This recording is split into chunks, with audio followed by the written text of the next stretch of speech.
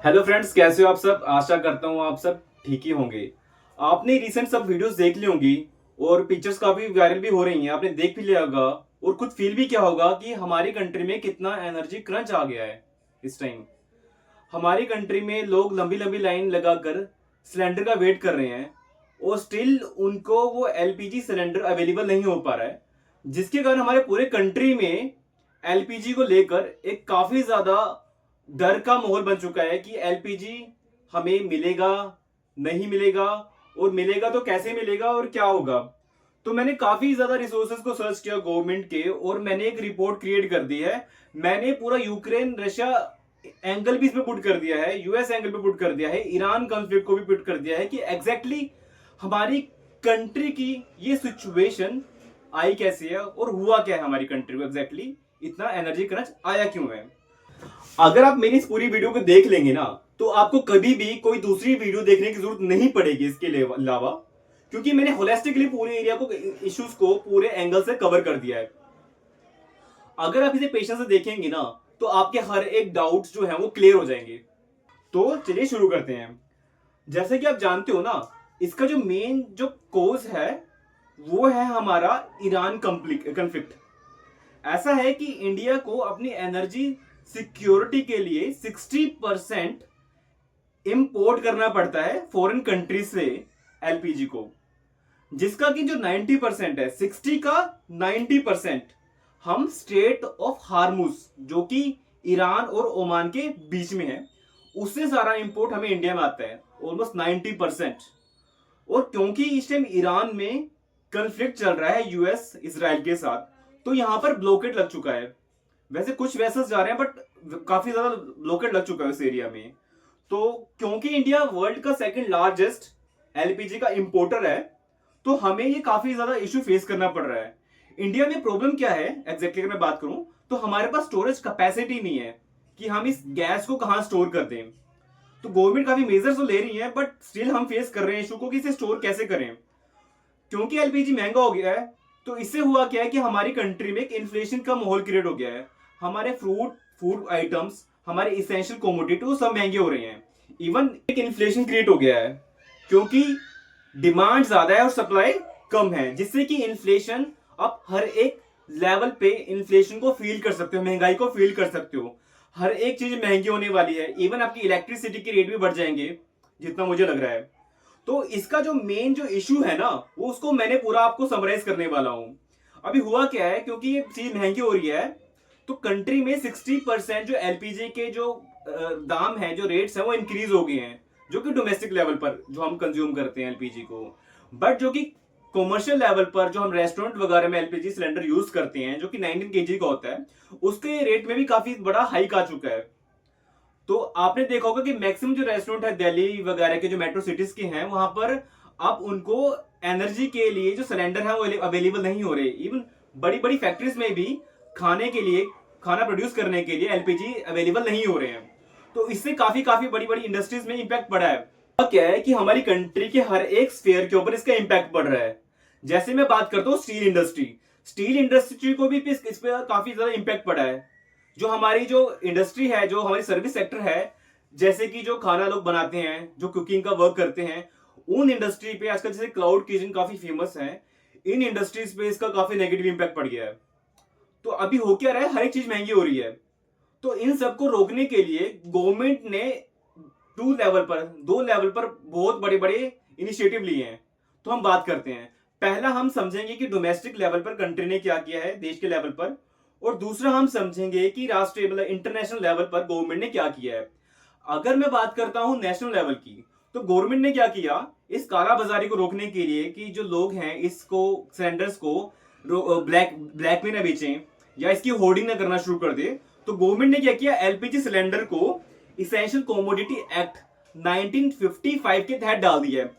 जिससे हुआ क्या है कि एलपीजी को अगर कोई होल्ड करेगा या ब्लैक मार्केट करेगा, तो उसके ऊपर काफी हैवी फाइन पड़ जाएगा, क्योंकि इस टाइम ये इसेंशियल हो गया है हमारी कंट्री की नीड के लिए, हर एक पर्सन की नीड के लिए। दूसरा जो केस है, हमारी कंट्री ने जो हमारी पेट्रोकेमिकल और रिफाइनरी इंडस्ट्री थी, उनसे उनको एक ऑर्डर दिया है कि वो जितना भी प्रोपीन, ब्यूटेन, ब्यूटाइन जो यूज कर रहे हैं केमिकल्स, इनको वो डाइवर्ट करे एलपीजी प्रोड्यूस करने के लिए। इससे होगा क्या कि 25% जो हमारी जो नीड है डोमेस्टिक वो फुलफिल हो जाएगी। दूसरा अगर मैं बात करूं, कंट्री ने ना अभी रिसेंटली DACA लाया है, मतलब डिलीवरी ऑथेंटिकेशन कोड लाया है, जिससे कि क्या है, कभी अगर किसी को सिलेंडर अवेलेबल होगा तो स्पेशल उसको एक कोड आएगा जिससे कि वो इंश्योर करे कि वो उसी पर्सन को सिलेंडर अवेलेबल हो रहा है जिसने उसको बुक किया है, जिससे कि ब्लैक मार्केटिंग ना हो सके। दूसरा गवर्नमेंट ने क्या किया है कि जो सिलेंडर को फुलफिल करने की जो डेट थी, रिफिल करने की जो डेट थी, वो 21 से 25 कर दी है।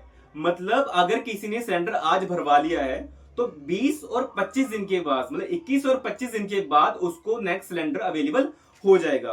अगर मैं इंटरनेशनल लेवल की बात करता हूं तो इंटरनेशनल लेवल में सरकार ने ना एक बड़ी फेमस कोटेशन है, पहले मैं उसको बताता हूं कि don't put your eggs in a one basket, मतलब हर सारे अपने अंडों को एक बास्केट में ना रखें। तो सरकार ने इसको समझते हुए सरकार ने क्या किया है, क्योंकि हमारा जो मैक्सिमम एनर्जी एक्सपोर्ट था वो गल्फ कंट्री से ही आ रहा था, तो सरकार ने इसको समझते हुए ना, तो सरकार ने क्या किया, अपनी एनर्जी रिक्वायरमेंट को डाइवर्सिफाई कर दिया था। सरकार ने 2025 में ना यूएस के साथ एक ट्रीटी साइन कर दी थी, एनर्जी स्ट्रेटेजिक ट्रीटी थी, जिसमें कि 2.5 metric ton of gas India US से इंपोर्ट करेगा। और सेम टाइम इंडिया ने रशिया के साथ कनाडा के साथ, नॉर्वे के साथ, काफी जगहों के साथ अपने टाई अप कर लिए हैं कि एनर्जी को फुलफिल को हमारी कंट्री ने फॉरेन कंट्री से इंपोर्ट करना शुरू कर दिया है गैस को। बट कंडीशन ये है कि इंपोर्ट जो कि हमारा हॉर्मुज का रूट था उसको चेंज कर दिया है, तो जो कि लगभग भी हमने यूएसए से मंगाना शुरू कर दिया है, तो जो कि लगभग 40 से 45 डेज लग जाएगा हमारे क्रूड ऑयल को इंडिया में आने में। तो हमें जो प्रॉब्लम है लगभग 1.5 महीना लगा लो कि प्रॉब्लम ऐसी सी रहेगी, और गवर्नमेंट कंटिन्यूसली वर्क कर रही है इसको इंप्रूव करने। माइंड में क्वेश्चन आ सकता है कि इतनी बड़ी सिचुएशन एग्जैक्टली क्रॉप अप कैसे होगी, आई कैसे है। तो मैं आपको एक रशिया यूक्रेन का एक एंगल भी आपके सामने पेश कर रहा हूं। हुआ क्या था कि जैसे यूक्रेन रशिया में वॉर होता है, 2014 में रशिया यूक्रेन का क्रीमिया को हासिल कर लेता है। तो क्या होता है कि यूक्रेन जो है और रशिया की फाइट चलना शुरू हो जाती है, तो ये काफी लंबे समय तक फाइट आपको पता चलती है। तो यूएस क्या करता है, यूएस बोलता है कि रशिया को आइसोलेट करने के लिए वो जो भी कंट्री रशिया के साथ अपने ट्रेड रिलेशंस को इस्टेब्लिश कर रही है या कर रहे हैं जिसने, उनके ऊपर सैंक्शन लगा देता है, जिससे कि उन कंट्री को रशिया से इंपोर्ट करने में, अपना एक्सपोर्ट करने में पाबंदी लगा दे वो। अब हुआ क्या, क्योंकि इंडिया जो था वो लार्जेस्ट एक्सपोर्टर था रशिया से भी, तो अभी रशिया, क्योंकि इंटरनेशनल लेवल पर इंडिया पे काफी प्रेशर पड़ा, तो इंडिया ने अपना जो इंपोर्ट था रशिया से वो कम करना शुरू कर दिया। हुआ क्या, अभी जो फरवरी में जो सिचुएशन हमारे पास सामने आ रही है, तो इंडिया, आप मानोगे 44 मंथ के बाद इंडिया ने अपना इंपोर्ट जो था फ्यूल का वो रशिया से इंक्रीज किया है। और हैरानियों की सुनकर आपने कि ये यूएस की ट्रेजरी ने सामने रखा कि इंडिया को हम वेवर दे रहे हैं 30 डेज के लिए। तो इंडिया ने अपना रशिया से ऑयल को इंपोर्ट करना, क्रूड ऑयल को इंपोर्ट करना इंक्रीज कर दिया। अब इसके साइड इफेक्ट क्रिएट हो गया हमारे सामने। साइड इफेक्ट ये है, वर्ल्ड लेवल पे जितना भी फ्यूल जो बिकता है ना, कि कितने का बिकेगा, जो प्राइस डिसाइड होता है वो ब्रेंट क्रूड ऑयल बेंचमार्क के अकॉर्डिंग होता है। ये बेंचमार्क एग्जैक्टली है क्या, जो कि नॉर्वे और यूके के बीच में एक पर्टिकुलर एरिया है, वहां से ऑयल को इंपोर्ट किया जाता है, निकाला जाता है, और उसी के रेट को एक बेंचमार्क मान लेते हैं कि पूरे वर्ल्ड में जो भी ऑयल का प्राइस होगा वो इसके अकॉर्डिंग ही होने वाला है। तो पहले क्या केस था, रशिया जो था इंडिया को काफी कम दाम पर जो ब्रेंट क्रूड बेंचमार्क है इसके काफी कम देता था। बट जैसे कि अब इंडिया के पास ये सिचुएशन आ गई है, और पहले इंडिया किसी पर्टिकुलर कंट्री के प्रेशर में आकर हमने काफी ज्यादा ऑयल को कम करना शुरू किया था इंडिया से और रशिया से, तो अभी रशिया ने क्या किया, अपना जो क्रूड ऑयल इंडिया को देना शुरू कर दिया, वो ब्रेंट क्रूड ऑयल जो बेंचमार्क है उसे $2 से $3 इंक्रीज कर दिया है। राइट नाउ अगर मैं बात करूं तो $80 पर बैरल कॉस्ट है इस टाइम, उसकी $80 बेंचमार्क कॉस्ट है क्रूड ऑयल की।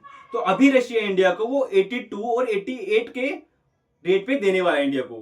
तो सोचो कंट्री के पास कितनी ग्रेव सिचुएशन इस टाइम आ गई हमारे पास। जो हमारा ऑल लेवल फ्रेंड था रशिया, उसने भी हमें चीजों को देने के लिए, अपना प्रीमियम ऑयल को देने के लिए रेट आपने इंक्रीज कर दिए। क्वेश्चन उठता ये बता कि ऑयल में हमें इतनी प्रॉब्लम नहीं आ रही है जैसे पेट्रोल डीजल में है, बट ये गैस में ऐसी प्रॉब्लम हमें एग्जैक्टली आ क्यों रही है? तो पहले हमें दो तीन चीजों को समझना पड़ेगा। जैसे कि आपको पता है ये गैस है, गैस को स्टोर करने के लिए ना हमें गैस को लिक्विड फॉर्म में लाना पड़ेगा, और लिक्विड फॉर्म लाने के लिए गैस पर ऑलमोस्ट 200 से 250 एटमोस्फेरिक प्रेशर, जितना हमारे एटमोस्फेरिक प्रेशर है वो लगाना पड़ेगा जिससे कि वो लिक्विड फॉर्म में आ जाए। और सेकंड कंडीशन जो होगी उसको -65 डिग्री पर हमें ठंडा करना पड़ेगा, जिसके लिए हमें बहुत कोल्ड स्टोरेज की जरूरत पड़ेगी, क्रायोजेनिक टैंक चाहिए जिसको स्टोर करने के लिए। क्योंकि जो गैस है वो मीथेन होती है, और मीथेन की जो पार्टिकल्स होते हैं काफी टाइनी होती हैं, और हमारी वेसल में जिसे हम स्टोर कर रहे हैं इसको, या फिर जो ट्रांसपोर्ट कर रहे हैं गैस को, अगर हल्का सा भी उसमें छोटा माइन्यूट सा भी एक छेद रहा तो ये गैस निकल जाएगी, एक्सप्लोजन का खतरा हो सकता है। तो ये सबसे बड़ा रीजन है कि तो गाइस मैं आपसे जानना चाहता हूं कि आपको मेरी वीडियो कैसी लगी। अगर आपको मेरे एफर्ट्स पसंद आ रहे हैं तो कृपया मेरे एफर्ट्स को लाइक करें, शेयर करें, सब्सक्राइब करें। Thank you.